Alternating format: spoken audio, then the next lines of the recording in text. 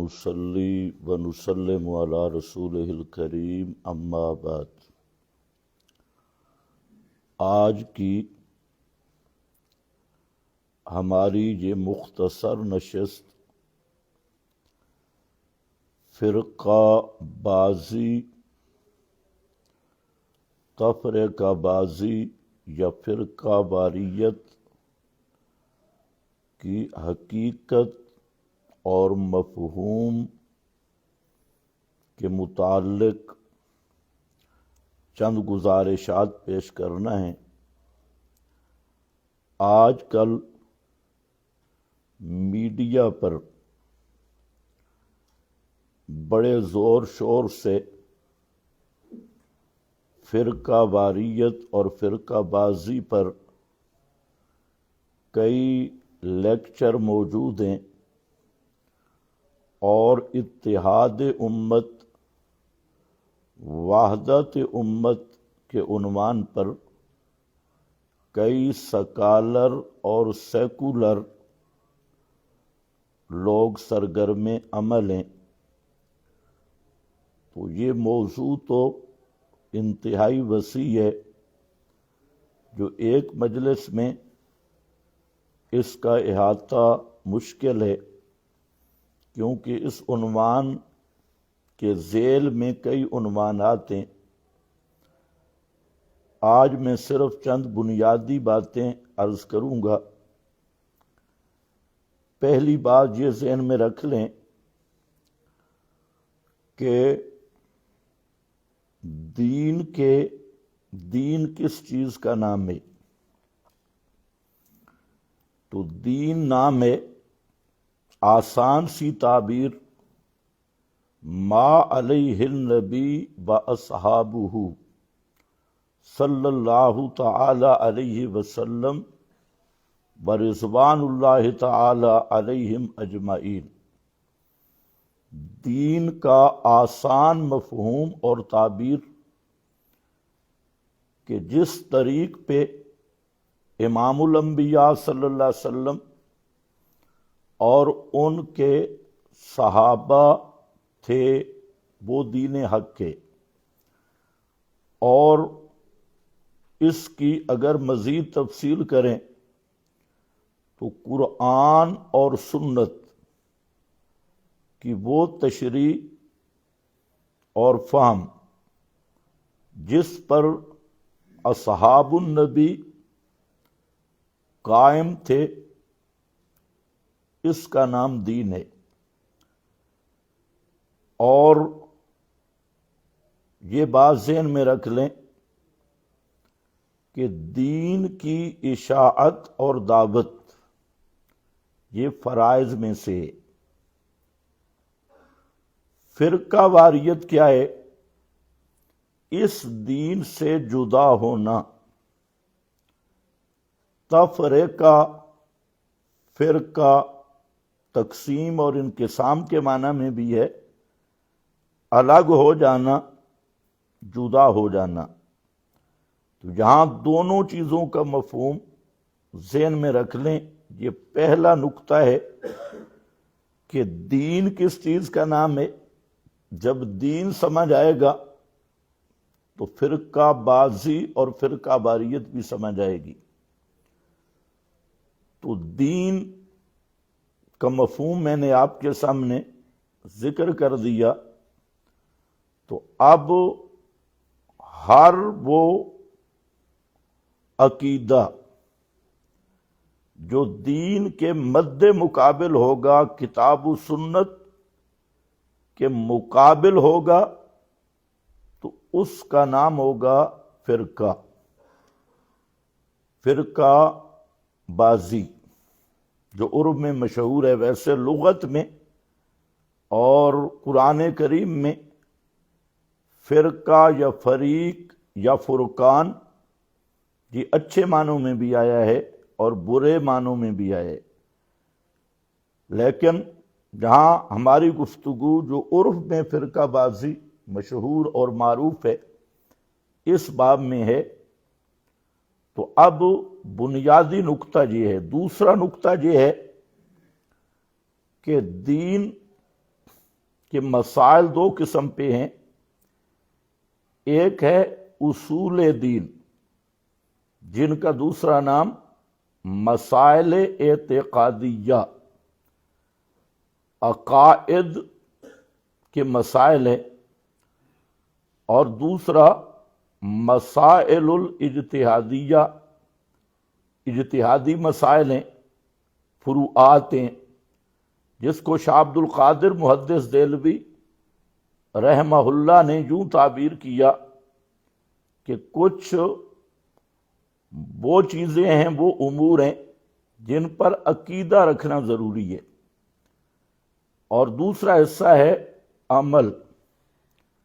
تو یہ یاد رکھ لیں کہ تفرقہ بازی یا تفرقہ بازی یا فرقہ بازی، اس کا تعلق پہلی قسم کے مسائل یعنی اعتقادی مسائل سے ہے، جہاں فروعات ہیں، عملیات ہیں، عملی مسائل ہیں، اور استنباط اجتہادی تشریحات ہیں، تو اس میں اختلاف، اس کا نام فرقہ واریت رکھنا، خود فرقہ واریت پھیلانا ہے اور فرقہ بازی پھیلانا ہے۔ تو آپ ذہن میں رکھ لیں، دو باتیں میں نے عرض کی، ایک ہے دین کس چیز کا نام ہے، اور دوسرا دین کے مسائل۔ میں نے عرض کیے یہ دو قسم پہ ہیں، نمبر ایک اعتقادیاتیں، عقائد اور عقیدہ۔ اب سمجھتے ہیں کہ جس کا ثبوت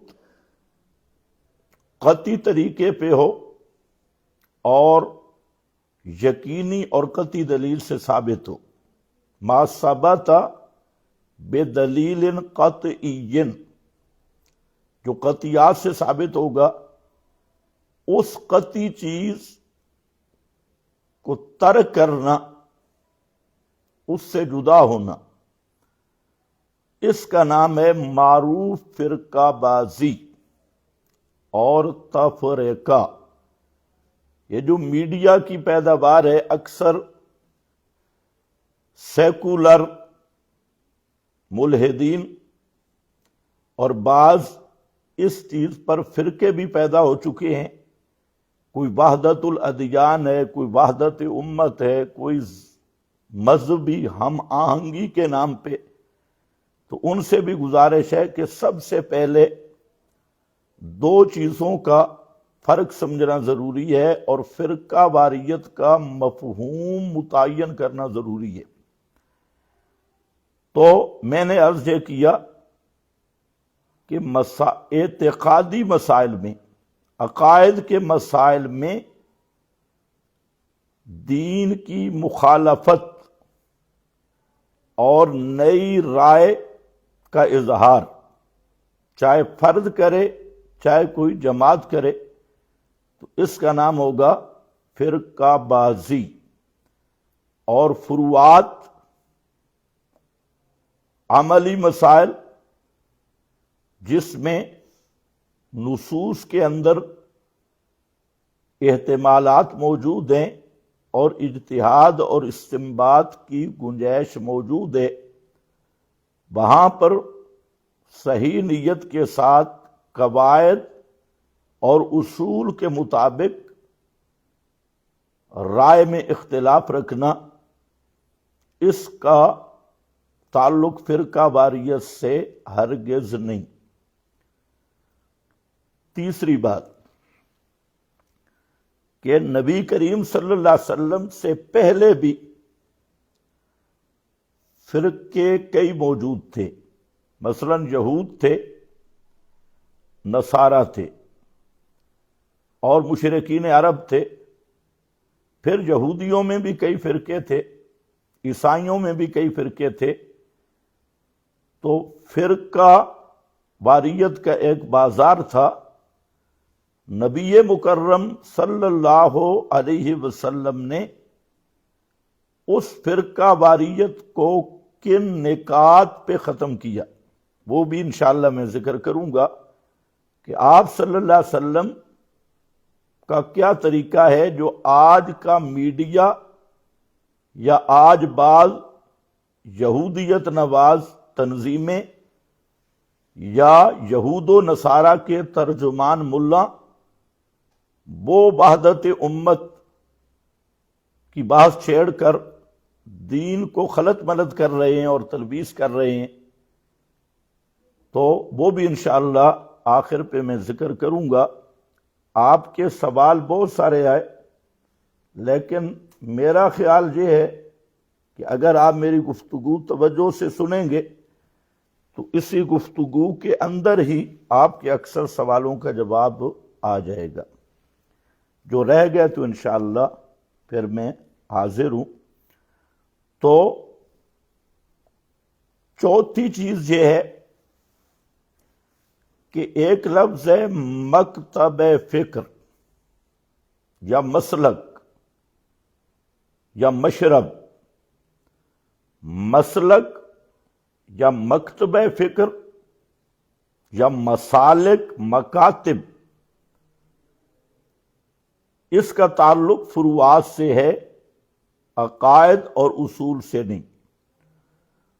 مسلک کا لفظ بولا جائے، مکتب فکر، مشرب، تو کئی لوگوں کو یہ بھی پتہ نہیں کہ مسلک کا اختلاف، مکتب کا اختلاف، مشرب کا اختلاف، یہ فرقہ بازی نہیں ہے، بلکہ اس کا اطلاق بھی فروعات پر ہوتا ہے۔ میں پہلے نقطے کی طرف آتا ہوں کہ فرقہ بازی کا خلاصہ یہ ہے کہ دین کے مقابل اور دین کے مسائل اعتقادیہ کے مقابل کوئی عقیدہ گھڑنا یا کوئی رائے اور خواہش اس کو دین سمجھنا، تو یہ ہے دین سے جدا ہونا، اور یہ فرقہ بازی ہے، اور اسی کو قرآن مقدس نے رد کیا ہے۔ نبی پاک صلی اللہ علیہ وسلم نے اسی کی تردید کی۔ تو اس لیے جو یہاں دو قسم کے نظریے ہیں، ایک وہ نظریہ ملحدین کا ہے کہ چاہے جتنا بھی اختلاف ہو، کو ختم نبوت کا انکار کرے، نبی کریم علیہ السلام کی بشریت کا انکار کرے، اللہ تعالیٰ کی خواص الوہیت مخلوق میں مانے، تو اس کو بھی کیا کہتے ہیں؟ یہ جی مسالک کا اختلاف ہے، مکاتب کا اختلاف ہے، حالانکہ یہ سری جہالت اور گمراہی ہے۔ اور اس پر کہنا وحدت امت کہ ایک آدمی خواص الوہیت مخلوق میں مان رہا ہے اور خواص نبوت کا انکار کر رہا ہے، تو اس کو بھی کہہ دینا کہ یہ بھی، اس کے ساتھ بھی اتحاد ہونا چاہیے، اور یہ وحدت امت ہے، تو یہ خود ضلالت، گمراہی اور جہالت کا مرکب ہے، اسے دین کا معنی نہیں آیا۔ تو خیر، قرآن مقدس ایک یہ مولویوں کا طبقہ، سیکولر طبقہ اور سکالر طبقہ اور ڈاکٹرز طبقہ اور پروفیسر طبقہ، وہ اس کو دین کی خدمت سمجھ رہا ہے کہ جتنے بھی کفریہ عقائد والے لوگ ہیں اور دین کے مقابل مسائل اعتقادیہ میں کتاب و سنت کے اور فہم صحابہ کے صریح معارض ہیں، تو ان کو یہ کہتے ہیں یہ بھی امت کا حصہ ہیں، لہذا ان کے ساتھ بھی اتحاد ہونا چاہیے۔ تو یاد رکھو، یہ فکر خود گمراہی اور ضلالت کا شاخسانہ ہے اور اسی کی پیداوار ہے۔ دوسری طرف وہ لوگ ہیں کہ جنہوں نے فروعات کے مسائل کو، فروعی مسائل، عملی مسائل کو اس طرح غلو کیا اور مبالغہ کیا کہ اس کو انہوں نے عقیدے کی اہمیت دی اور پھر اس میں بھی اختلاف یا نقطہ اختلاف کو وہ برداشت نہیں کر سکتے، فروعات میں، عملیات میں، علمی تحقیقات میں، تو یہ بھی جہالت ہے اور ضلالت ہے۔ بلکہ یہ دونوں اگر غور کیا جائے تو یہ دونوں چیزیں فرقہ واریت کی بنیاد ہیں۔ تو یہ فرقہ واریت کو ختم کرنے کے بہانے خود نئے نئے فرقوں کی بنیاد رکھ رہے ہیں۔ تو میں نے جو پہلی بات عرض کی کہ فرقہ واریت کس کے مقابل ہے؟ دین کے مقابل، اور دین کے بھی مسائل اعتقادیہ۔ یہ میرے سامنے ہے آیت سورۃ الانعام ہے اور آیت نمبر 159 ہے، اس پہ ذرا غور کرو، اور میں ساتھ یہ بھی بتاؤں گا کہ مفسرین حضرات نے اس کا کیا معنی کیا۔ ان الذین فرقوا دینہم، بے شک وہ لوگ فرقوا دینہم جنہوں نے ٹکڑے ٹکڑے کیا اپنے دین کو۔ تو اب یہاں دیکھو فرقوا دینہم، تو کس کی بات آ رہی ہے؟ دین کی۔ دین کی یعنی اصول دین میں انہوں نے تفرقہ کیا اور پھوٹ ڈالی، ٹکڑے ٹکڑے کیا، وَقَانُوا شِيَعًا، اور ہو گئے مختلف گروہ، شیعان مختلف گروہ ہو گئے۔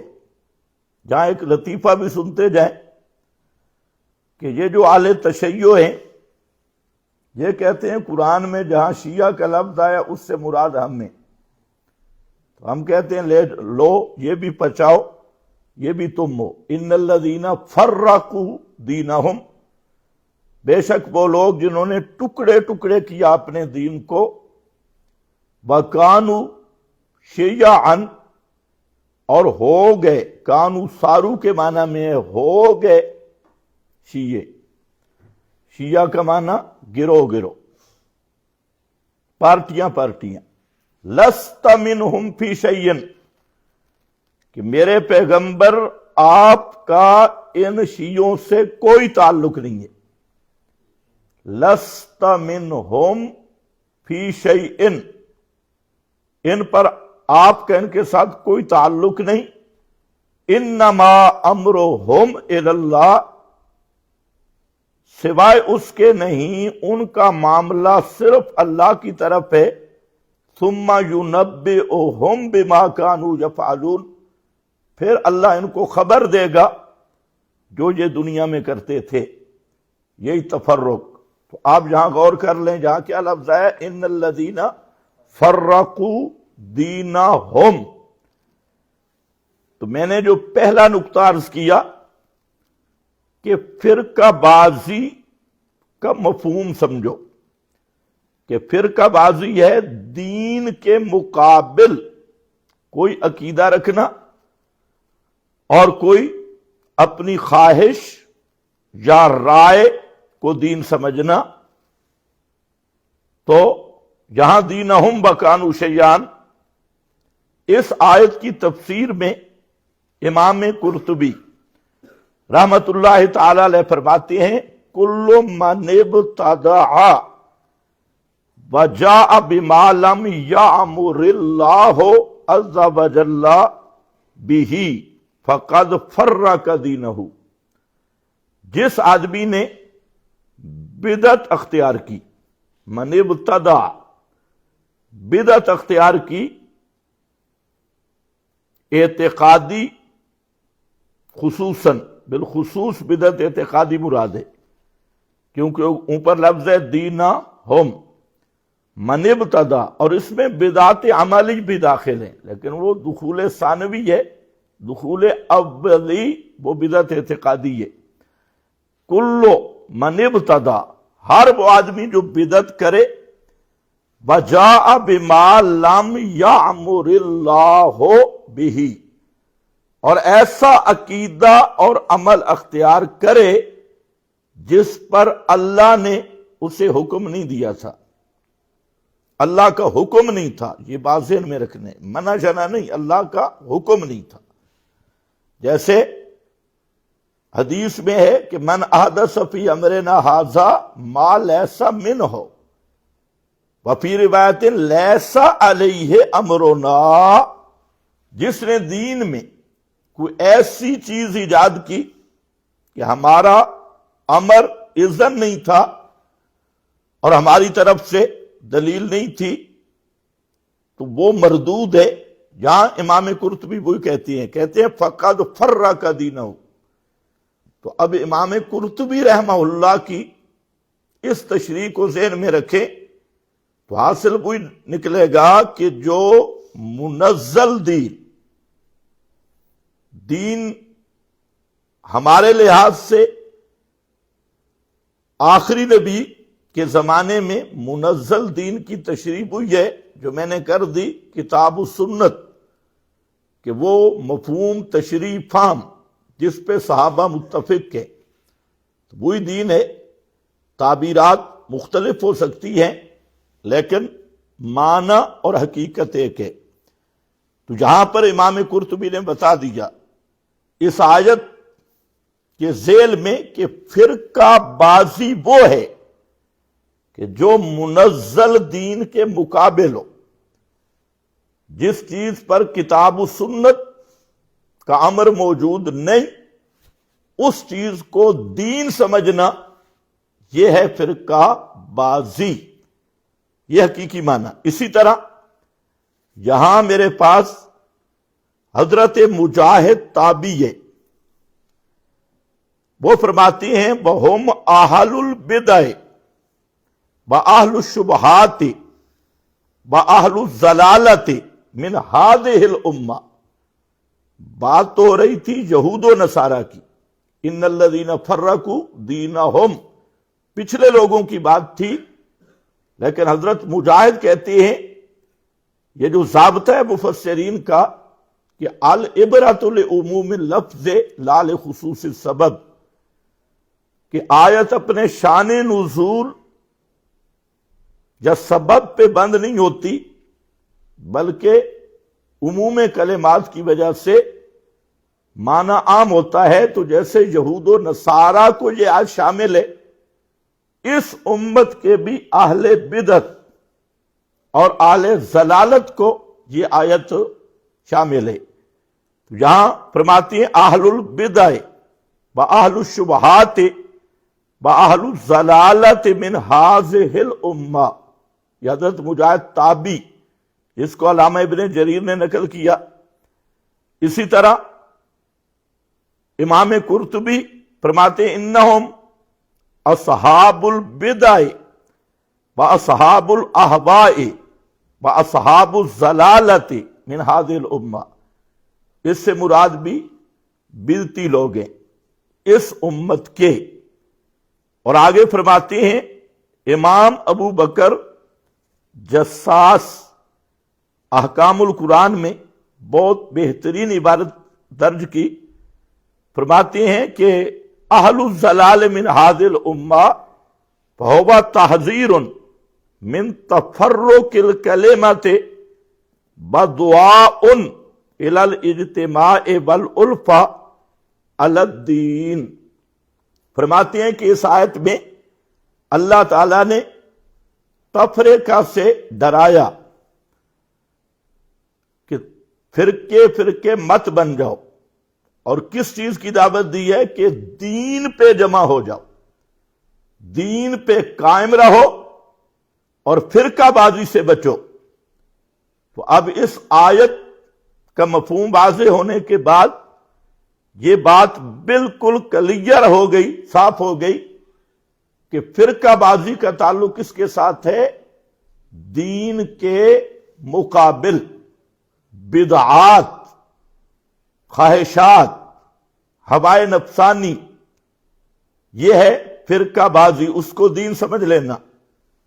اور بالخصوص اعتقاد میں، اعتقادی امور میں اور دیگر بدعات میں، تو دین کے مقابل، دین کا مفہوم میں سمجھا چکا ہوں۔ تو فرقہ واریت کا یہی مفہوم ہے۔ اب جو میڈیا سروس ہے اور میڈیا کے سیکولر سکالر، تو وہ یہ فرق ہی نہیں کرتے کہ دین کیا ہے اور فرقہ بازی کیا ہے، اور یہی وہ وحدت ادیان والے شیطانی نسل، انہیں بھی سمجھ نہیں آ رہی کہ دین کیا ہے اور فرقہ بازی کیا ہے۔ انہوں نے دین کو بھی فرقہ بازی بنا دیا، اور یہی ایتیں پڑھ کے تحریف کی کہ دعوت دین جو کتاب و سنت فہم صحابہ کا دائی ہے، اس کو بھی کہا یہ بھی کون ہے جی؟ فرقہ بازی ہے، اور یہ فرقہ بازی ہو رہی ہے۔ انہوں نے مطلقاً اختلاف کو فرقہ بازی کا نام دیا اور کہا کہ سب، چاہے کوئی جس قسم کے بھی کفر کا مرتکب ہو، تو آخر وہ کلمہ گو بھائی ہے، تو اس کے ساتھ اتحاد اور اتفاق ہوگا۔ اسی طرح کی آیت سورہ العنکبوت آیت نمبر 32 ہے، اور بلکہ سورۃ روم آیت نمبر 32 ہے۔ اس میں فرمایا وَلَا تَكُونُوا مِنَ الْمُشْرِكِينَ، کہ مشرک مت بنو، وَلَا تَكُونُوا مِنَ الْمُشْرِكِينَ۔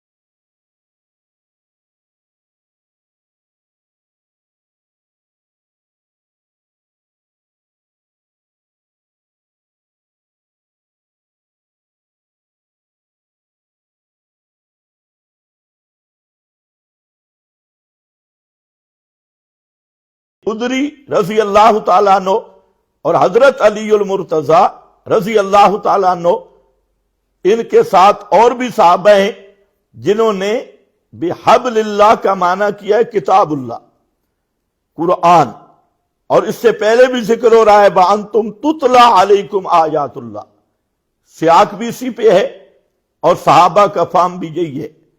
اور اللہ نے فرمایا وَاعْتَصِمُوا بِحَبْلِ اللَّهِ جَمِيعًا، جمیعاً، وَاعْتَصِمُوا کی ضمیر سے حال ہے، اور بحبل اللہ سے بھی بن سکتا ہے، تو معنی یہ ہوگا کہ سب کے سب اللہ کے قرآن کتاب اللہ کو مضبوطی سے تھامو۔ وَاعْتَصِمُوا پنجابی معنی جپھا مارو، چٹا مارو، مضبوطی سے تھامو۔ اور اعتصام رسا کشی میں جب دوسری طرف زور بڑھتا ہے تو جیسے وہاں زور لگایا جاتا ہے رسا کشی میں، تو اس طرح لفظ اعتصام ہے کہ پوری مضبوطی کے ساتھ پکڑنا۔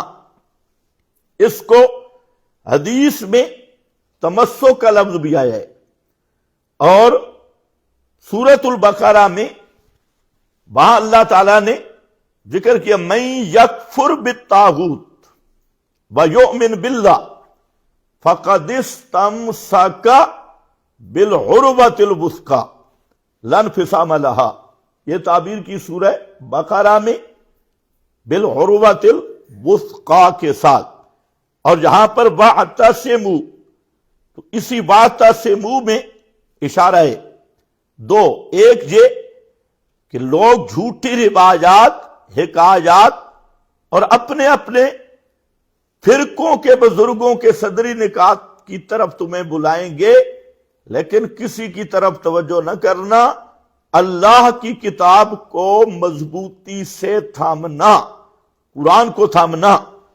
اور بحبل اللہ جمیعاً، اگر حبل اللہ کے ساتھ لگے تو معنی ہوگا پوری حبل اللہ کو تھامو، یعنی پورے قرآن کو مانو، سارے مانو اور ساری مانو، سارے مل کر مانو اور ساری مانو، بھلا تفرقو، اور بھلا تفرقو۔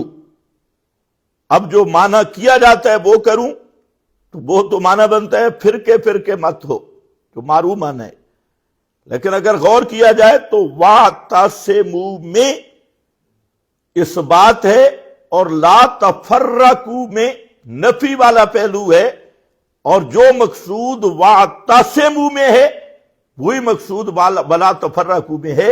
اور مطلب یہ ہے کہ قرآن کے ساتھ چمٹ جاؤ، اس کو اپنے مذہب کی کتاب، دین کی کتاب اور ایمان اور دین کا ماخذ ماننے پہ پکے ہو جاؤ، اس سے جدا نہیں ہونا، اس سے الگ نہیں ہونا، لا تفرقو، اس کو چھوڑنا نہیں ہے، اس کو مضبوطی سے تھامنا ہے۔ یہ ہے وہ آیت، اور جس کو عام میڈیا کے سیکولر پیش کرتے ہیں، لیکن یہ اتنے جاہل ہیں کہ آیت کا معنی نہیں سمجھتے کہ آیت کا معنی ہے کیا۔ تو جہاں پہلا اصول پیارے پیغمبر نے ذکر کیا کہ فرقہ واریت ختم تب ہوگی کہ جھوٹی روایات ختم، جھوٹی حکایات ختم، اپنے اپنے مولوی اور بزرگ کی ذاتی تحقیقات اور صدری نکات ان کو چھوڑ دو، اور اپنے دین اور ایمان کا اصل ماخذ وہ کتاب اللہ کو بنا لو، قرآن پہ آ جاؤ۔ اگر آپ غور کریں تو آج جتنی بھی فرقہ بازی ہے، جیسے اس دور میں اس کی وجہ یہی تھی جھوٹی روایات اور جھوٹی حکایات، اپنا اپنا مذہبی تعصب، حسد بازی، اپنے اپنے بزرگوں اور فرقوں کے مولویوں کی صدری نکات اور ان کے اکاذیب، ان کو لوگ دین سمجھتے تھے۔ آج بھی امت کی یہی حالت ہے۔ تو آج بھی اگر قرآن مقدس کو ترازو مان لیا جائے، کسبٹی مان لی جائے، اور ہر بزرگ کو بھی قرآن پہ تولا جائے، ہر روایت کو بھی قرآن پہ تولا جائے، ہر حکایت کو بھی قرآن پہ تولا جائے، تو فرقہ واریت کی جڑ نکل جائے گی۔ تو پیارے پیغمبر نے سب سے پہلے یہی اعلان کیا، جہاں عام دوسرے مقام پہ، اب وقت بڑا کم ہے، میں صرف آپ کو عنوان دے رہا ہوں، اس پہ آیات بہت ہے۔ فرمایا قل یا اہل الکتاب، اے اہل کتاب، مولوی خاص کر، پیر اور مولوی، لستم علی شیء حتی تقیموا التوراۃ والانجیل وما انزل الیہم من ربہم، جب تک تورات، انجیل، وما انزل الیکم من ربکم، اور قرآن، تو تورات انجیل پر بھی حاکم قرآن ہے، تو اس وقت تک تم نرے بے دین ہو، جب تک لستم علی شیء، بالکل بے دین، جب تک جھوٹے قصے، کہانیاں، روایات مکذوبہ اور اپنے صدری نکات، احبار و رہبان کی آراء، ان کو چھوڑتے نہیں اور کتاب اللہ کو قائم نہیں کرتے، اس وقت تک تم لستم علی شیء۔ اسی طرح یہود نصارہ کی وہ ساری جھوٹی روایات جو حضرت عیسیٰ پہ گھڑی، حضرت داؤد پہ گھڑی، حضرت یوسف پہ گھڑی، تو قرآن پاک نے جا بجا ان کا رد کیا، اور قرآن نے شکوہ کیا کہ یہودیوں کا اصل کیا قصور تھا، کتاب اللہ وراء ظہورہم واتبعوا ما تتلو الشیاطین، اللہ کی کتاب کو چھوڑ دیا وراء ظہورہم، اور ما تتلو الشیاطین کے پیچھے چل گئے، اس کی اتباع کی۔ تو خیر، یہ پہلی بنیاد نبی پاک صلی اللہ علیہ وسلم نے پیش کی، اور اسی کا سیاق سے سباق یہی بتا رہا ہے کہ تقوی کی بنیاد بھی اور آپس میں اتحاد، الف بین قلوبکم، اس کا بڑا سبب یہ ذکر کیا۔ اگر میں اس کی تفصیل کروں تو بات لمبی ہے۔ یہاں ایمان کے 4 اصول بیان ہوئے اس مقام پہ۔ اصلاح، سب سے پہلے اصلاح نفس ہے، اور اصلاح نفس کیا ہے؟ تقوی اور پرہیزگاری پہ ثابت قدم رہنا۔ اور دوسرا اصلاح افراد، جماعت کی اصلاح، اور وہ کیا ہے؟ اتحاد کے ساتھ رہنا، اتحاد قائم رکھنا۔ اور تیسرا کتاب و سنت کی دعوت ہے، اور چوتھا منافقین کو ان سے بچ کے رہنا، انہیں ہم راز نہ بنانا۔ یہ 4 اصول ہے، لیکن اس کی چاروں کی بنیاد جو ہے وہ بحبل اللہ ہے۔ یہ چاروں چیزیں حاصل ہوں گی، قرآن پہ مضبوطی سے قائم ہو جاؤ اور اس کو تھام لو۔ یہ اصل وہ آیت ہے جس کا مختصر سا میں نے ایک پہلو ذکر کر دیا۔ اسی طرح اس آیت سے پہلے بھی آیت نمبر 101 میں وہاں پر بھی ذکر کیا، وَمَن يَعْتَصِم بِاللَّهِ فَقَدْ هُدِيَ إِلَىٰ صِرَاطٍ مُسْتَقِيم۔ یہاں پر مفسرین نے معنی کیا مَن يَعْتَصِم بِاللَّهِ بِكِتَابِ اللہ، جو شخص کتاب اللہ کو تھام لیا، جس نے چمٹ کیا، فَقَدْ هُدِيَ إِلَىٰ صِرَاطٍ مُسْتَقِيم، پس تحقیق وہ رہنمائی کیا گیا طرف صراط مستقیم کے۔ تو کتاب اللہ کے ساتھ اعتصام، تھامنا، اس کو یہی صراط مستقیم ہے، اور اسی کا نام کیا ہے؟ دین۔ تو معلوم ہوا قرآن بیان کرنا یہ دین ہے، اور قرآن کے مد مقابل جھوٹی روایتیں، حکایات، اور میرے حضرت ابو جی فرماتے ہیں، دادا جی فرماتے ہیں، میرا شیخ فلاں جو فرماتا ہے، یہ فرقہ بازی ہے، اور اس فرقہ بازی سے بچنا ضروری ہے۔ تو پہلا نقطہ کیا؟ علمی اصلاح، کہ اپنے دین کا ماخذ، ایمان کا ماخذ وہ کس کو سمجھو گے؟ کتاب اللہ کو، اللہ کی کتاب کو۔ اب ذرا دیکھیں دوسرا نقطہ، اتحاد، فرقہ بازی کے رد کا۔ اور میں گزارش کروں گا جتنے بھی میڈیا کے سیکولر اور وحدت امت کے دائی فرقہ ہے کہ وہ بھی ذرا ٹھنڈے دل سے ان آیات میں غور کر لے، ہو سکتا ہے اللہ ان کو ہدایت دے دے۔ وہ عنوان تو کئی اچھے اچھے رکھے ہیں لیکن ہیں خود گمراہ۔ اب ذرا دیکھنا ہے کہ اسی چیز کو قرآن مقدس نے کس انداز میں ذکر کیا۔ دوسرا نقطہ ہے اور وہ ہے قل یا اہل الکتاب تعالوا الی کلمۃ سواء بیننا وبینکم، کہ اے اہل کتاب، پھر مولویوں کو خطاب ہے، تعالوا الی کلمۃ، آؤ ایک کلمہ کی طرف۔ کلمہ سے مراد کلام ہے جس کی آگے تفسیر آ رہی ہے۔ سواء بیننا وبینکم، جو برابر ہے ہمارے اور تمہارے درمیان، جس کا تم بھی دعویٰ کرتے ہو، آؤ اسی کو مان لو، اسی پہ آؤ، اور آؤ کرو اتحاد، تعالوا، آؤ۔ وہ کیا ہے؟ اللہ نعبد الا اللہ۔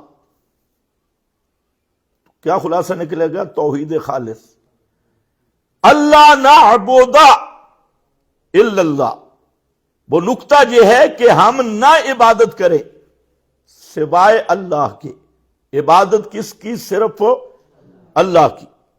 عبادت میں نظر نیاز بھی، منت منوتی بھی، سور و پکار بھی، سجدہ رکوع بھی،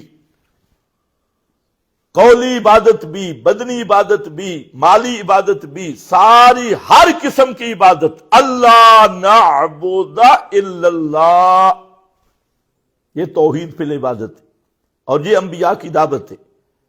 آپ نے یہ نہیں فرمایا کہ تم لات منات عزا کو پکارتے رہو چونکہ ابراہیمی ہو اس لیے میرے بھائی ہو، میں بھی ابراہیمی ہوں تم بھی ابراہیمی ہو۔ آپ نے یہ نہیں فرمایا کہ حضرت عزیر، عیسیٰ، بی بی مریم، ان کی سور و پکار کرتے رہو، لیکن تم بھی چونکہ دعویٰ کرتے ہو کہ ہم ابراہیمی ہیں تو میں بھی دعویٰ کرتا ہوں میں ابراہیمی ہوں، تو اس نقطے پہ اکٹھے ہو جائیں۔ نہیں، بلکہ پیارے پیغمبر نے کس کی دعوت دی؟ آؤ۔ دوسرا نقطہ ہے اللہ کی توحید خالص، اتحادی نقطہ، توحید پہ آؤ۔ اور توحید کے عنوان بھی دیکھو، وقت بڑا میں مختصر کر رہا ہوں، یا 3 نقطے سمجھنے کی ہیں۔ ایک توحید فی العبادت، یعنی توحید فی الدعا، اس کا ذکر ہے، اور دوسرا بلا نشرک بہ شیئا، لا نشرک بھی مطلق ہے، اور شیئا یہاں صنمن نہیں، حجرن نہیں، شیئن، شیئن مادتن عام ہے، پھر نکرہ ہے اور پھر سیاق نفی میں ہے۔ اس لیے حافظ ابن کثیر رحمہ اللہ اور دیگر مفسرین نے بہترین بات کی کہ کسی چیز کو بھی کسی طرح اللہ کا شریک نہ بنائے، کسی چیز کو بھی کسی طرح، شرک کی ہر قسم کی نفی۔ اور شیئن میں تعمیم، کسی نبی کو، خصوصاً حضرت عیسیٰ اور حضرت عزیر، بی بی مریم، شیئن سے اصل مقصود یہ ہے لیکن لفظ کے عموم سے عام ہے، انہیں ہم اللہ کا شریک نہ بنائیں، اور کسی طرح بھی شریک نہ۔ شرک فی السماء، سننے میں اللہ کی شان مافوق الاسباب سننا ہے، ان کو ہم مافوق الاسباب سمیع بھی نہ مانیں، بصیر بھی نہ مانیں، متصرف بھی نہ مانیں، نافع ضار بھی نہ مانیں۔ ہر قسم شرک کی نفی اور ہر مخلوق سے نفی۔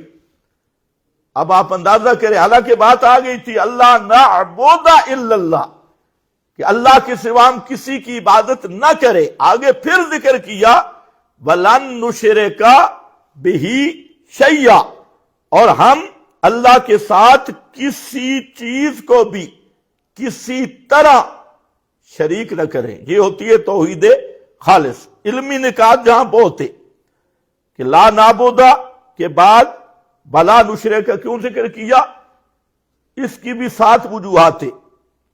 ان میں ایک وجہ یہ بھی ہے کہ لا نعبد الا اللہ ہمیشہ مشرک ایک تعبیر کرتا ہے، اور وہ کہتا ہے کہ ہم جو ان کی عبادت کر رہے ہیں سور و پکار، در اصل یہ اللہ کی سور و پکار ہے. ہم ان کے نام کی جو منت منوتی دیتے ہیں تو در حقیقت یہ کس کی منت منوتی ہے؟ اللہ کی. تو لا نعبد میں مشرک تعبیر کر سکتا تھا کہ ہم حضرت عزیر اور عیسیٰ اور بی بی مریم کو جو پکارتے ہیں اور ان کے نام کی نظر نیاز دیتے ہیں اور انہیں حاجت روا مشکل کشا سمجھتے ہیں تو ہم عطائی سمجھتے ہیں، اس لیے گویا کہ ہم اللہ کو پکار رہے ہیں تو یہ غیر اللہ نہیں ہے. مشرک جو بھی کہتا ہے کہ جو اہل اللہ ہیں وہ غیر اللہ نہیں ہوتے، غیر اللہ نہیں ہوتے. تو اللہ نے فرمایا یہی تو شرک ہے.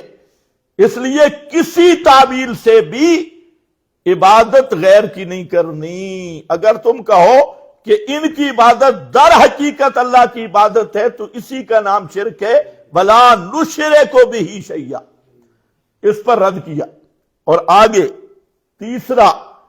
تیسرا پوائنٹ ہے وَلَا يَتَّخِذَ بَعْضُنَا بَعْضًا أَرْبَابًا مِّن دُونِ اللَّهِ، اور مت بنائے بعض ہمارا بعض کو رب من دون اللہ، اللہ کے سوا. اس کا معروف معنی یہ ہے کہ یہاں ربن حاکمن کے معنی میں، جو معروف معنی مفسرین نے کیا، اور مطلب کہ ہم اللہ کی حاکمیت میں بھی کسی کو شریک نہ بنائیں، اطاعت میں.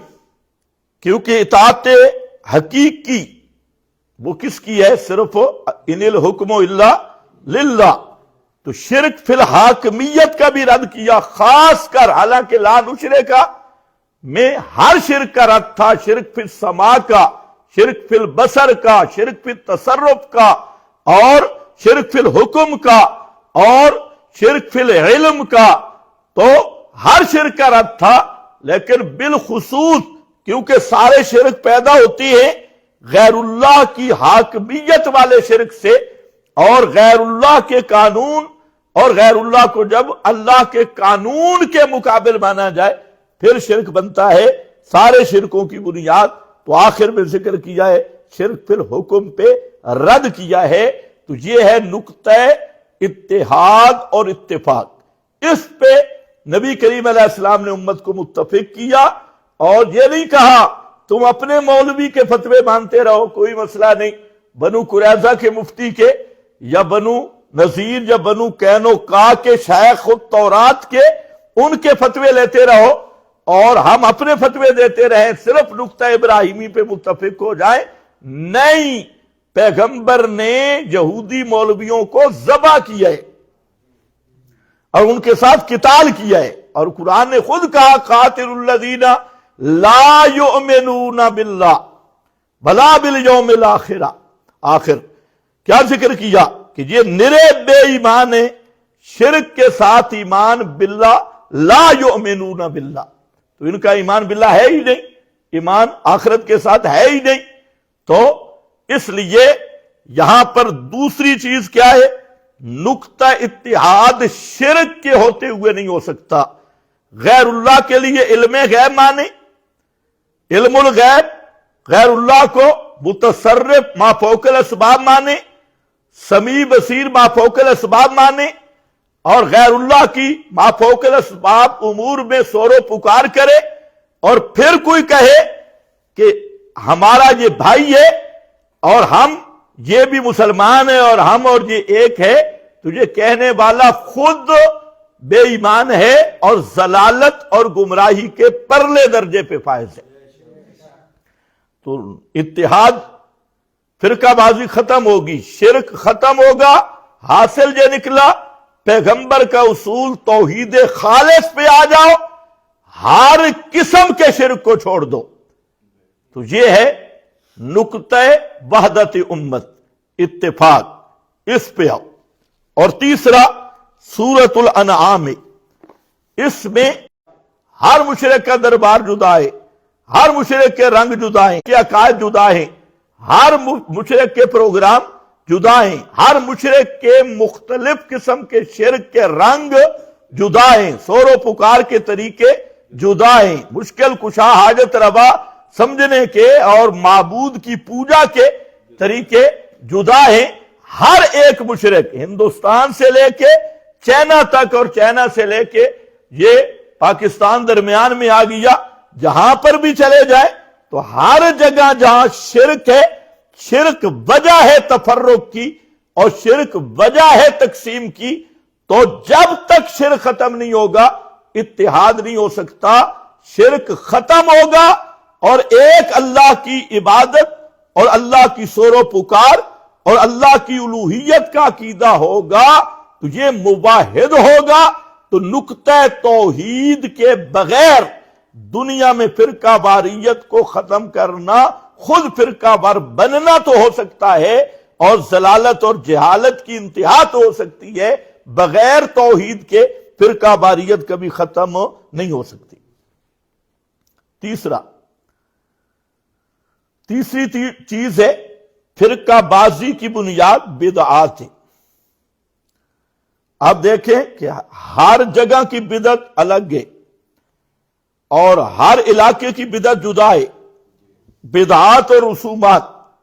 تو جب تک بدعات اور رسومات رہیں، اپنے مولویوں، پیروں، برادری اور بڈیروں کے طریقے رہیں، اور یہی وجہ تھی وہاں پر بھی مختلف فرقے تھے، ہر ایک کے اپنے طریقے جدا جدا تھے، تو اللہ تعالیٰ نے قرآن مقدس میں ایک نقطہ بتایا پیارے پیغمبر کو کہ میرے محبوب ان مختلف فرقوں کو ایک ہی نقطے پہ جمع کر، اور وہ نقطہ کیا ہے؟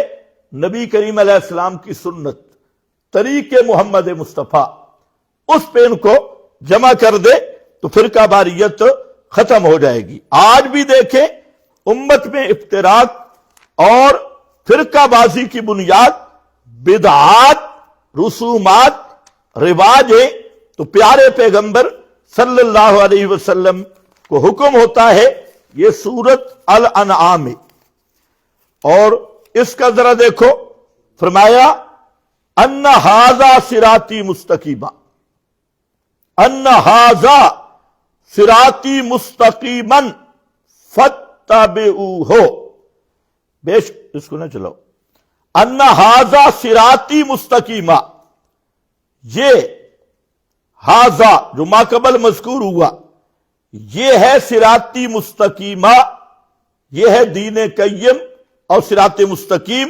صراط مستقیم تعبیر ہے دین صحیح کی، یہ ہے دین صحیح اور صراط مستقیم، فاتبعوہ، اسی کی اتباع کرو، ولا تتبعوا السبل، اور دوسرے راستوں کی اتباع نہ کرنا، فتفرق بکم، یہ با مصاحبت کی ہے، اور با مصاحبت بتا رہی ہے جیسے دوسرے رستے الگ الگ ہیں، اگر تم دوسرے رستوں پہ جاؤ گے تو تم بھی آپس میں الگ الگ ہو جاؤ گے، رستے تمہیں بھی آپس میں توڑ کے رکھ دیں گے۔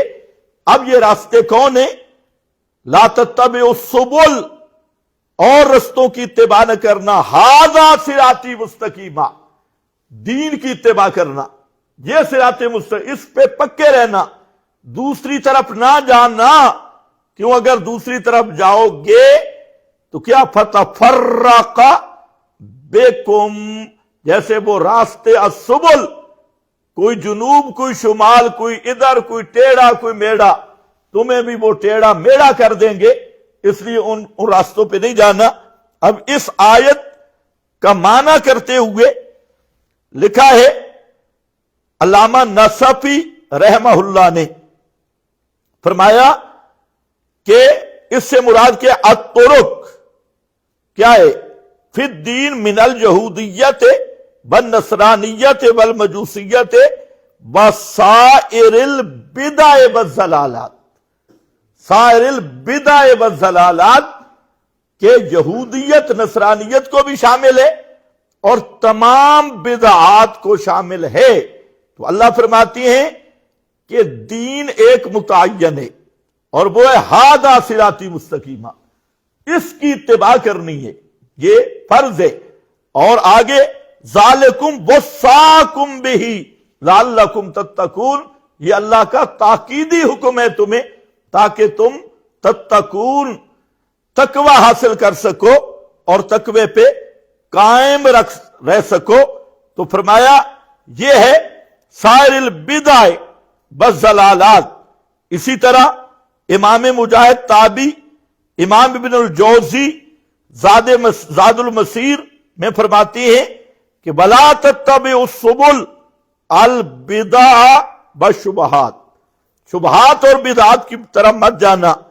اور اسی طرح دیگر حضرات نے، امام شاطبی الاعتصام میں فرماتی ہیں کہ فالصراط المستقیم هو سبیل اللہ الذی دعا الیہ، صراط مستقیم وہ راستہ ہے جس کی طرف پیغمبر کریم نے دعوت دی، ان ھذا صراطی مستقیمہ، یہ دعوت دی، وہو السنہ اور وہ سنت ہے، والسبل ہی سبل اہل الاختلاف الحائدین عن الصراط المستقیم وہم اہل البدع، یہ جو سبل ہیں یہ اہل بدعت کے مذاہب اور ان کے راستے، ان کے طور طریقے ہیں۔ تو اللہ نے فرمایا ان کے قریب نہ جانا۔ وجہ کیا بیان کی کہ بدعات میں جاؤ گے تو فرقہ بازی میں پڑ جاؤ گے۔ تو نقطہ اتحاد کیا ہے کہ ہر جماعت کے بزرگ اکابرین اور ان کے بڑوں کا طریقہ یہ دین نہیں ہے، بلکہ دین کیا ہے؟ ایک ہی پہچان ہے اور وہ طریق محمد مصطفیٰ ہے صلی اللہ علیہ وسلم، اس کی اتباع کرنی ہے۔ تو حاصل کیا نکلا؟ سنت، یہ ہے نقطہ اتحاد اور نقطہ وحدت، اور جو بدعات ہیں وہ فرقہ بازی ہے۔ اب یہ نہیں ہوگا اتحاد کہ بدعتی بدعت بھی کرتے رہیں اور اہل بدعت پہ قائم رہے اور متبع السنہ سنت پہ قائم رہے اور بھائی بھائی بن جائے۔ تو یہ سوچ کسی کافر کی ہو سکتی ہے، کسی مسلمان کی سوچ نہیں، یہ کسی امریکہ یا یہودی نصرانی یونیورسٹی کی سوچ ہو سکتی ہے، یہ اہل اسلام کی سوچ نہیں۔ بدعات پہ رد کرنا ہوگا، اس کا نام دین ہے، اور سنت کی اتباع کرنی ہوگی، اس کا نام دین ہے۔ تو بہرحال یہ تیسرا نقطہ ہے آج کی نشست کا، اس پہ بہت سارے حوالے بھی میرے پاس موجود ہیں، لیکن ضرورت نہیں ہے۔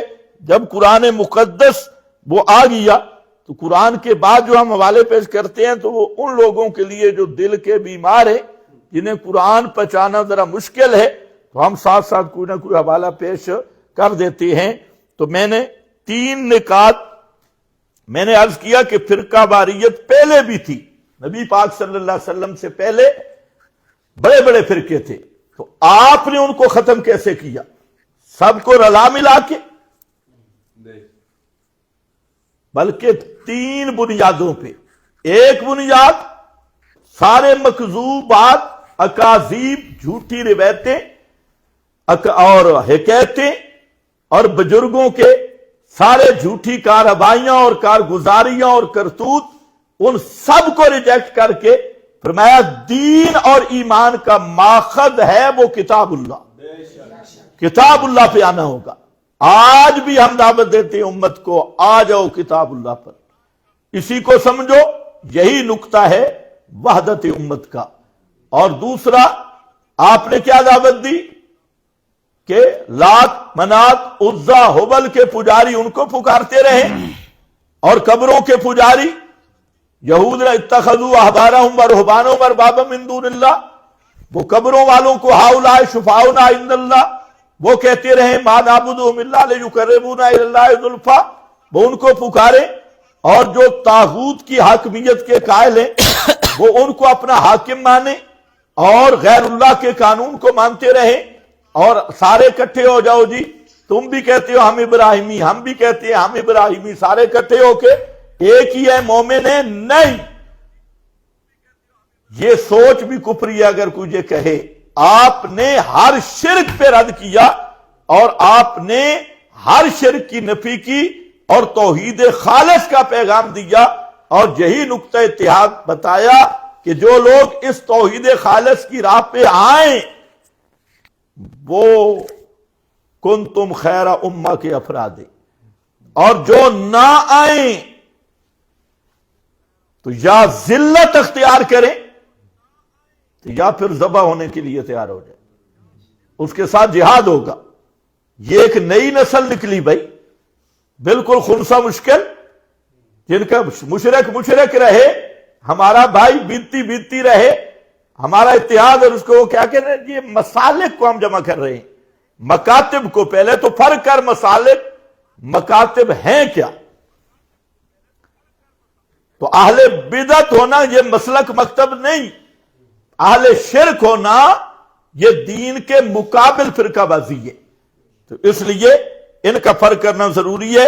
اور تیسری چیز، ہر ایک برادری، ہر ایک بڈیرا، ہر ایک مولوی اور ہر ایک پیر اس کے طریق، اس کی طرز، اس کے معمولات، اس کو چھوڑ کر سنت محمد مصطفیٰ پہ جمع ہونا، یہ ہے وحدت امت کا نقطہ۔ امت محمد صلی اللہ علیہ وسلم اس پہ بنتی ہے، اور بدعات اور رواجات۔ اب آپ اندازہ کریں کتنے افسوس کی بات ہے کہ آج مولانا طارق جمیل جو بڑا رٹا لگاتے تھے وحدت امت، فلانا امت، تو ان کا بیٹا فوت ہوا تو باقاعدہ اعلان ہوا آج کے دن کا تیسرے دن کہ ہم ختم شریف پڑھیں گے، وہاں پر یہ دعوت دی جا رہی ہے، ختم اور دعا ہوگی۔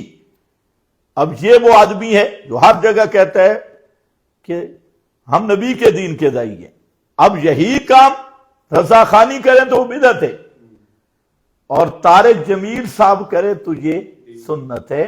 اور کئی اس کے جو چیلے ہیں وہ گالیوں کا بازار ہمیں بھی نکالیں گے، لیکن ہماری تو اب ہم گالی پروف ہو گئے، دنیا جتنی گالی نکالے ہمیں کوئی اثر نہیں ہوتا، اور حق بیان کرتے ہوئے جو گالیاں سننے کا مزہ ہے یہ دعاؤں کا بھی اتنا مزہ نہیں ہوگا۔ جو مشرک اور بدعتی گالیاں نکالتے ہیں تو ہم بھی سمجھتے ہیں کہ ہمارا نشانہ صحیح جگہ پہ لگا ہے، اور کیونکہ دھواں تب آ رہا ہے اور آگ بھی لگی ہوئی ہے۔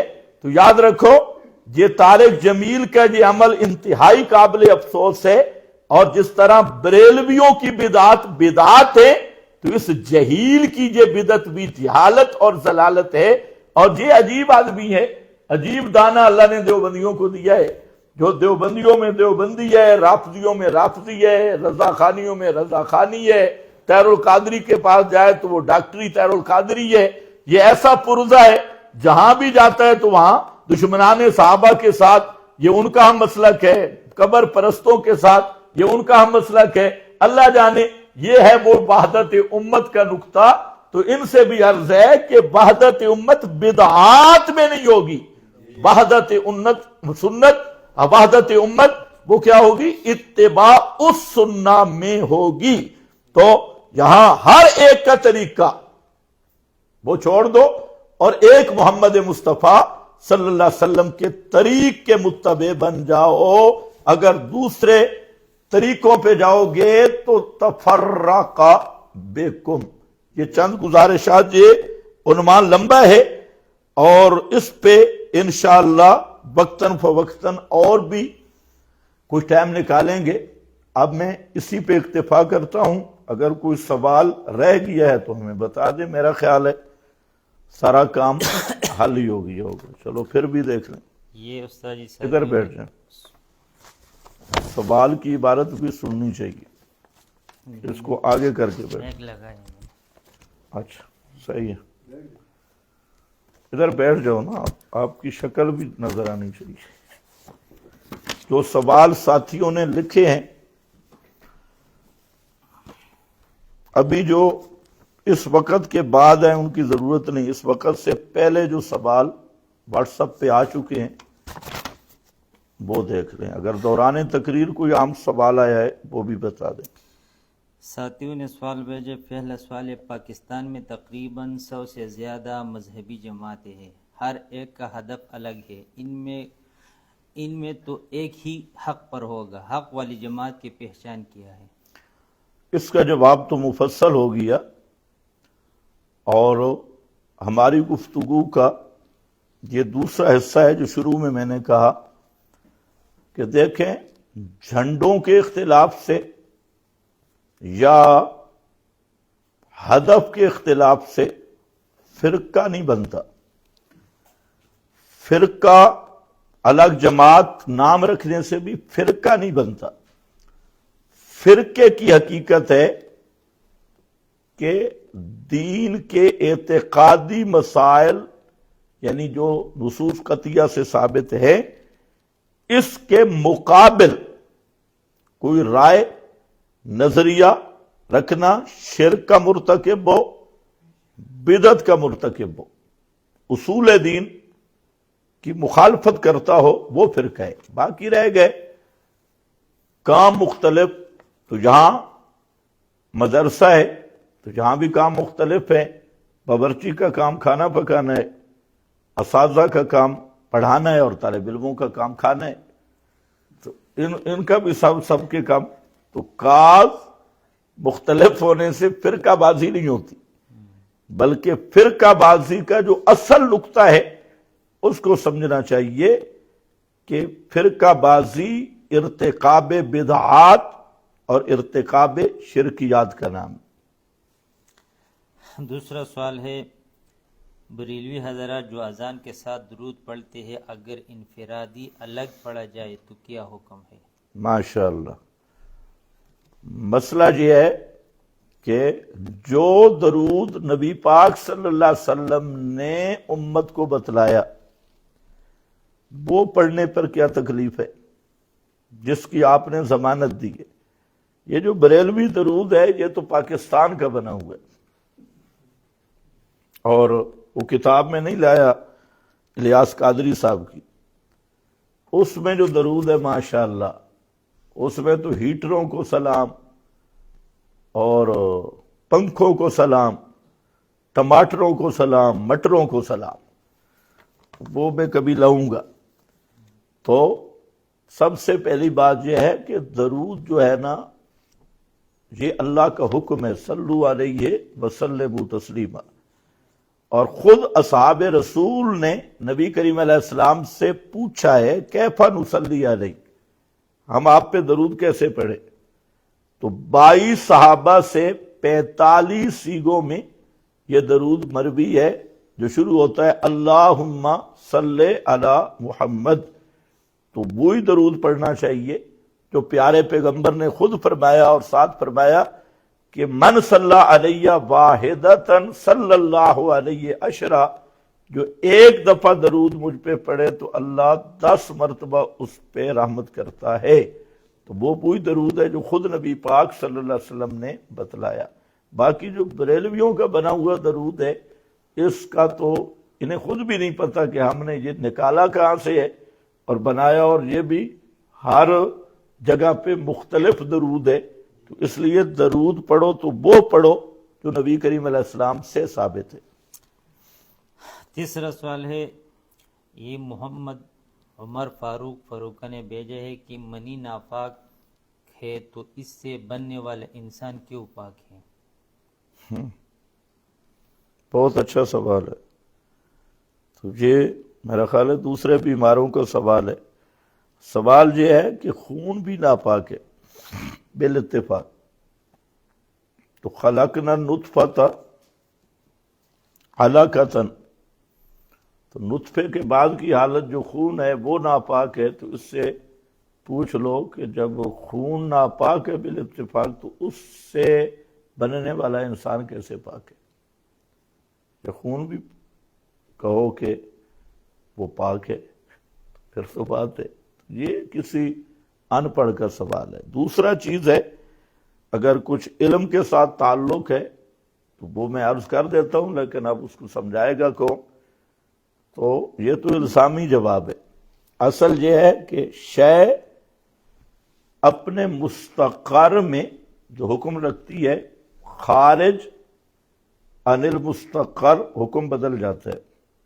آپ کے رگوں میں خون چل رہا ہے، وہی خون ہے، پیٹ میں بہت کچھ موجود ہے، لیکن نجاست کا حکم تب لگے گا جب مخرج سے جدا ہوگا اور سیلان کا تحقق ہوگا۔ تو شے اپنے مستقر میں اس کا حکم اور ہوتا ہے، اور جب مستقر سے خروج کر جائے تو اس کا حکم جدا ہوتا ہے۔ جی ایک سوال یہ بھی ہے، بریلوی کہتے ہیں ہم 11ویں بطور ایصال ثواب کی دیتے ہیں، لہٰذا درست ہے؟ ماشاءاللہ، یہ بریلوی نہیں کہتے، یہ بریلوی مولوی تعبیر کر رہے ہیں۔ بریلوی مولویوں نے سمجھ لیا کہ 4 مقام پر صراحتاً قرآن میں آ گیا وَمَا أُحِلَّ بِهِ لِغَيْرِ اللَّهِ، کہ مردار حرام، خون دم مسفوح حرام، اور لحم خنزیر حرام، اور غیر اللہ کے تقرب کی چیز بھی حرام۔ اور چاروں مقام پہ ترتیب ایک ہے، اور یہ ایک علمی نکات میں سے ہے کہ قرآن پاک کا ضابطہ ہے جب متعدد اشیاء کو ذکر کرتا ہے ترتیب بدل دیتا ہے، لیکن یہ مقام ایسا ہے کہ ترتیب ایک رکھی، تو اس ترتیب میں نقطہ تھا الترقی من الادنی الی الاعلی۔ اس میں اگر غور کیا جائے تو حاصل یہ نکلے گا کہ غیر اللہ کے نام کی نظر نیاز یا تقرب غیر کی 11ویں 12ویں یہ خنزیر سے بڑھ کے حرام ہے۔ تو اب جب یہ بریلوی پہلے تو قرآن کے قریب نہیں آتے تھے، اب جب میڈیا کا دور ہے، انہوں نے قرآن پاک کی یہ آیتیں سنی بھی، ان کا ترجمہ تو اس کا جواب نہ ہوا۔ پیر میاں علی شاہ نے ایک مستقل رسالہ کتاب لکھی اسی ما احلہ پر، شاہ عبدالعزیز رحمہ اللہ کے جواب میں، لیکن شاہ عبدالعزیز رحمہ اللہ کا وہ مسئلہ اتنا مضبوط تھا کہ پیر میاں علی شاہ آخر میں ہتھیار ڈال گئے اور لکھ بیٹھے کہ یار اصل بات یہی ہے کہ جو غیر اللہ کے نام کی نظر و نیاز ہے وہ حرام ہے۔ آگے پھر تعبیر کی کہ ہمارے حضرات ایصال ثواب کرتے، تو اس سے پھر آگے انہوں نے لے لیا۔ تو اصل بات یہ ہے، حضرت سید محمود آلوسی جو مفسر بھی ہے اور مفتی اعظم ہیں بغداد کے، ان پر یہ سوال ہوا کہ بعض لوگ جو غیر اللہ کی نظر نیاز دیتے ہیں تو وہ کہتے ہیں کہ یہ ایصال ثواب کر رہے ہیں۔ تو انہوں نے بڑی لمبی بات کی اور انہوں نے فرمایا کہ یہ جھوٹ بولتے ہیں، اور اس کے آگے انہوں نے وجوہات ذکر کی ہے۔ تو بھائی ایک ہے بریلوی مولویوں کی تعبیر، ایک ہے کہ عوام الناس سے آپ ملیں، یہ جو بکرے چھترے لاتے ہیں کہ 11ویں 12ویں، یہ کیا، ان کا کیا نظریہ ہوتا ہے؟ تو بریلوی مولوی تو اب یہ تلقین کر رہے ہیں میڈیا پر، جی ایصال ثواب ہے جو فلاں، لیکن سوال جو مولوی ہے انہوں نے تو 11ویں دی کبھی نہیں، یہ تو 11ویں کھانے والے، یہ جو مولوی تعویلیں کر رہے ہیں یہ تو 11ویں نہیں دیتے، یہ تو کھانے والی قوم ہے۔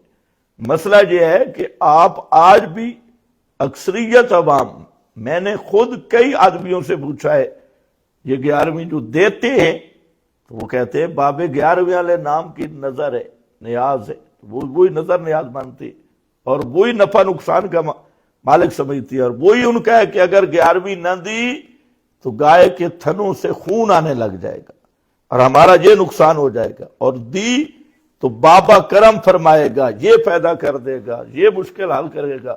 تو جب بابے کو نافع زار سمجھ کے اس کی خوشنودی کے لیے 11ویں دے رہا ہے، اس کا ایصال ثواب نام رکھے یا اس کا کوئی ایصال عذاب نام رکھے، بات تو وہی ہے کہ شیخ عبد القادر جیلانی کو نافع زار ما فوق الاسباب سمجھ کے اور اس نظریے سے ان کے نام کی نیاز دینا کہ نیاز دوں گا تو بابا مجھے نفع دے گا، نہیں دوں گا تو ٹانگیں توڑ دے گا، یہی عقیدہ شرکی ہے، اس کا نام جو مرضی رکھ لے۔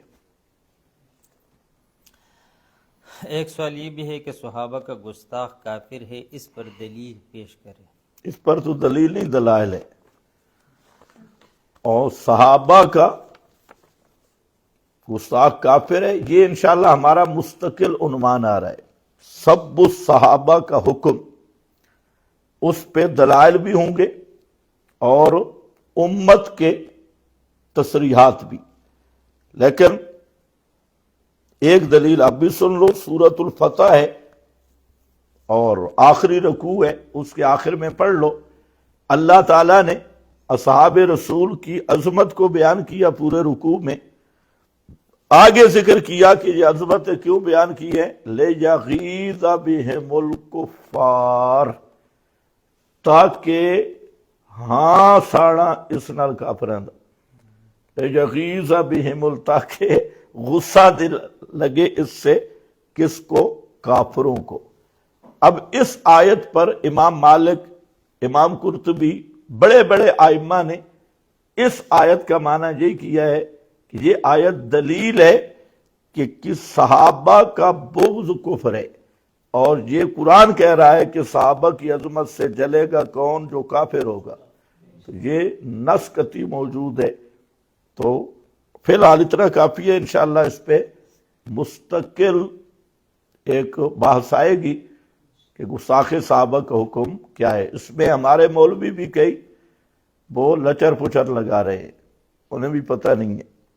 جی، قرآن میں ہے آپس میں فرقہ نہ بناؤ، جبکہ حدیث میں ہے 73 فرقے بنے گا، ان میں ایک فرقہ حق پر ہوگا، حق پر بھی فرقہ ہوگا، تعارض کا جواب دے۔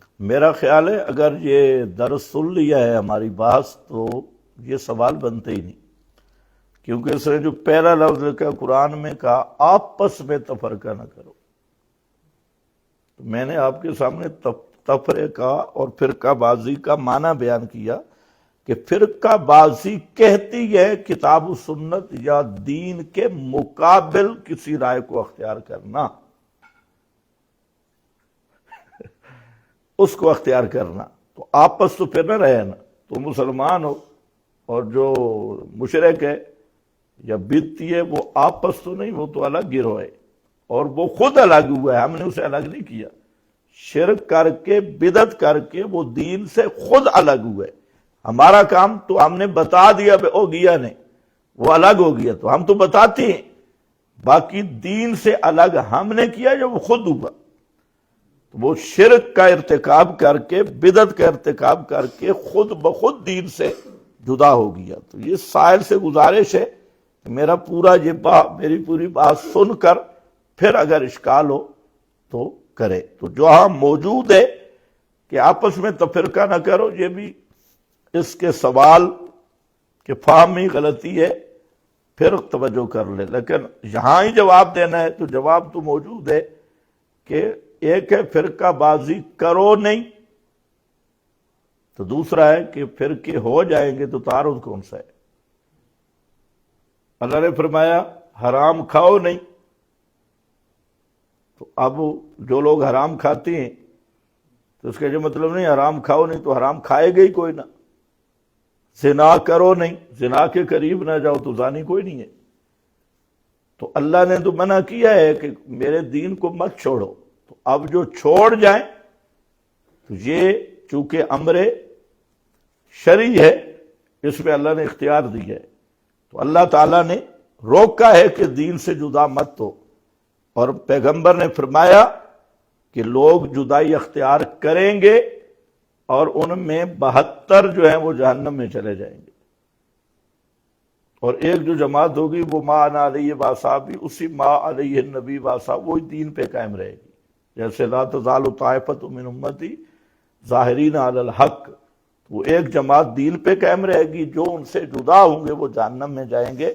تو اللہ تعالیٰ نے منع کیا دین پہ قائم رہو، دین کو چھوڑو نہیں، پیغمبر کریم نے بیان کر دیا کہ جو دین کو چھوڑیں گے وہ جہنم میں جائیں گے، تو تعارض کیسا ہے؟ کوئی تعارض نہیں ہے۔ موت کے بعد ایک برزخی تعلق روح کا جسم کے ساتھ ہوتا ہے، اس پر قرآن و سنت کی دلیل پیش کرے۔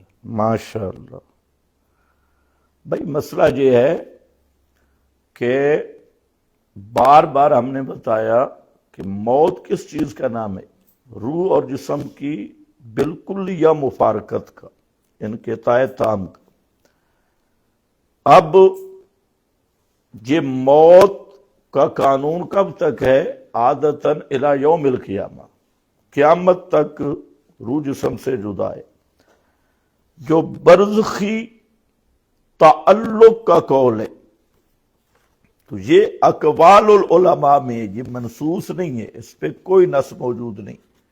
بعض علماء کی عبارات میں تعلق برزخی کی بات آئی ہے، لیکن اس پر کوئی صریح نص موجود نہیں، اسی لیے کہ اس میں تفصیل ہے جو انشاءاللہ اپنے مقام پہ آئے گی، کہ اگر یہ جو غیر معلوم الکیف حضرت شیخ القرآن نے بھی جواہر میں اس پہ بحث کی ہے، انہوں نے تو کہا 30ویں صدی تک اس کا اتا پتہ ہی نہیں ہے، اور حضرت شیخ نے کہا کہ بعد کے علماء متاخرین نے صرف و تطبیق کے لیے یہ قول کیا۔ تو خلاصہ یہ ہے کہ روح اور جسم کے برزخی تعلق پر کوئی نص موجود نہیں، غیر منصوص ہے، اور اقوال العلماء ہیں محض تطبیق کے لیے، اور اس میں دیگر بھی علمی ابحاث ہیں جو انشاءاللہ، بلکہ اس سائل کو چاہیے کہ عذاب قبر پر دورہ تفسیر کی میری اور دیگر گفتگو موجود ہے، وہ نیٹ سے دیکھ لے اور سن لے،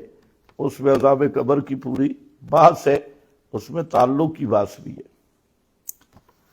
ایک سوال یہ بھی ہے کہ ایک مولانا کہتے ہیں ختم نبوت کا معنی یہ ہے کہ اللہ کے نبی زندہ ہے، اس لیے اس کے بعد کوئی نبی نہیں آ سکتا۔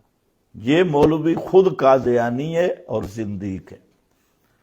جو مولوی کہتا ہے نا کہ ختم نبوت کا معنی کہ نبی اب زندہ ہیں اس لیے کوئی نبی نہیں آ سکتا، تو یہ مولوی خود مرزا قادیانی کی طرح مرتد ہے۔ اس کی وجہ یہ ہے کہ مرزا قادیانی نے بھی ختم نبوت کا معنی اپنی طرف سے کیا ہے، اور اس نے بھی ختم نبوت کا معنی اپنی طرف سے کیا ہے، تو دونوں محرف ہے۔ جیسے قادیانی نے ایک تحریف کی ہے، اسی طرح اس للڑ ملا نے بھی تعریف کی ہے، تو جو قادیانی پہ حکم ہے اس قادیانی پہ بھی وہی حکم ہے۔ حنفی، مالکی، شافعی، حنبلی، کیا یہ بھی دین میں فرقہ بازی ہے؟ یہی بات ہے، میں نے کہا اگر ہماری گفتگو کوئی صحیح سن لے تو انشاءاللہ اشکالات سارے ختم ہو جائیں گے۔ حنفی، مالکی، شافعی، حنبلی اور بھی بہت سارے مجتہدین کے اجتہادی فقہی مسالک تھے، یہ بھی کوئی فقہ حنفی دین نہیں ہے، فقہ شافعی یہ فروعی مسالک ہے۔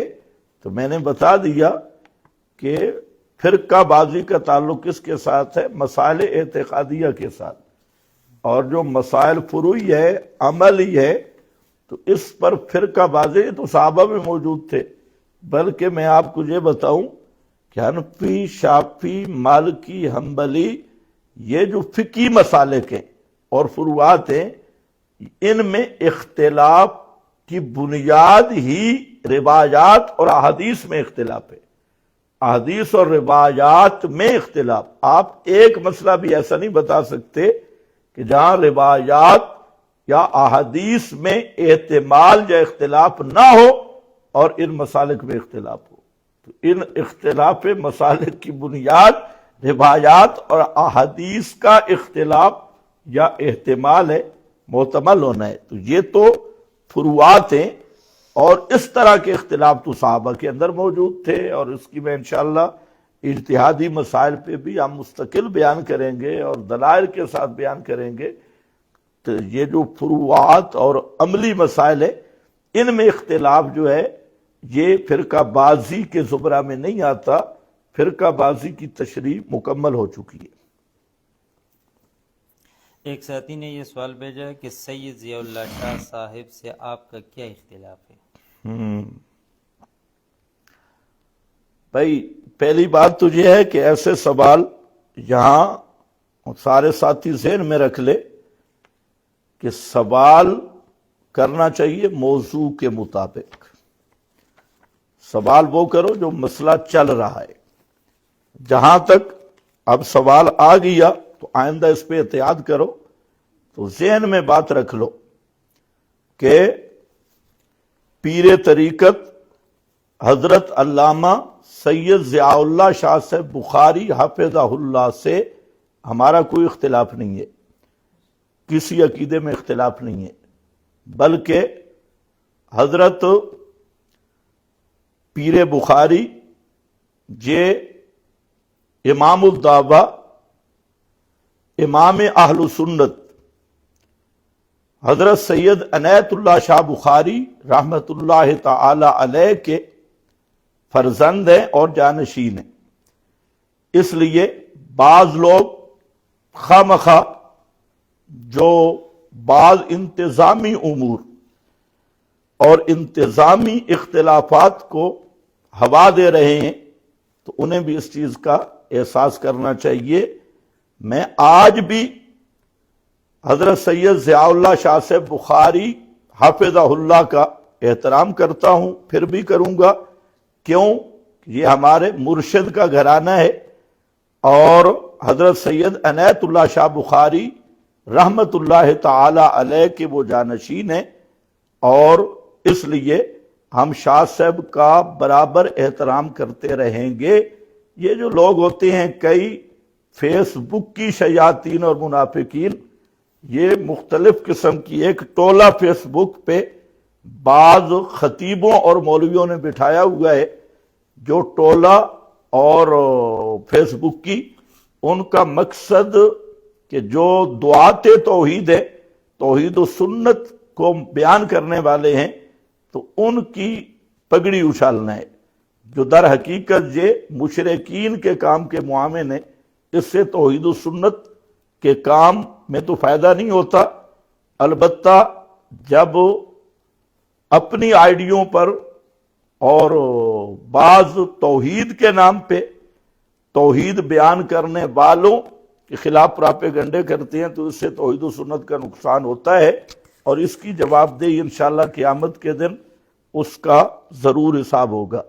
باقی رہ گیا حضرت شاہ صاحب، حضرت سید ضیاء اللہ شاہ صاحب اور سید عنایت اللہ شاہ صاحب، تو یہ ہماری جماعت کے اکابرین ہیں اور ہم بزرگ ہیں. تو انتظامی امور میں اختلاف الگ چیز ہے. بعض انتظامی امور میں طرز طریقے میں یہ اختلاف ہو سکتا ہے، لیکن ہمارا کسی عقیدے میں اختلاف نہیں ہے. عقیدہ ہم سب کا ایک ہے، اور دعا کرو کہ اللہ ہمارے جتنے موحدین ساتھی ہیں ان کو منافقین کے اغوا اور منافقین کے شر سے محفوظ رکھے. بعض لوگ ہر طرف ہوتے ہیں، جھوٹی افواہیں المرجفون فی المدینہ، تو یہ ہر طرف ہوتی ہیں جس سے کام گڑبڑ ہوتا ہے. تو جتنے ہمارے اکابرین ہیں اشاعت التوحید و سنہ کے، ہم سب کا احترام کرتے ہیں اور سب کے لیے دعا کرتے ہیں کہ اللہ ان کو دین کی مزید خدمت کرنے کی توفیق عطا فرمائے.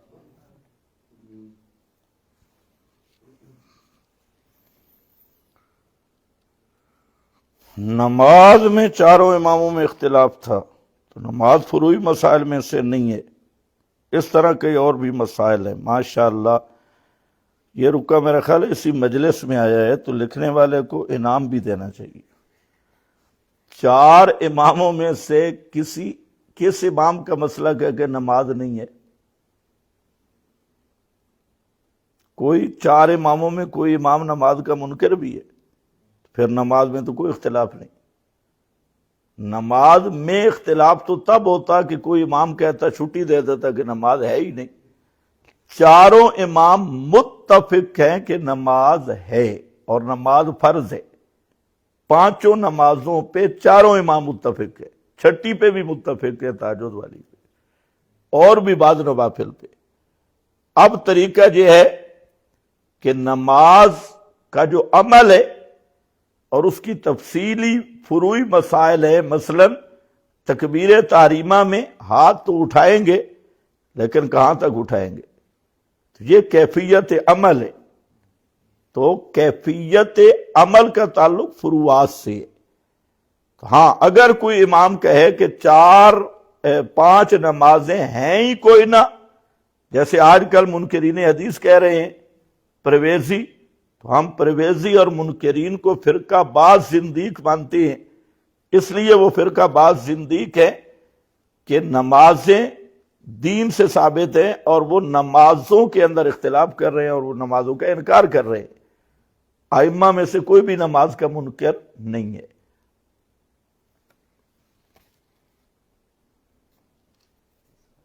وآخر دعوانا الحمد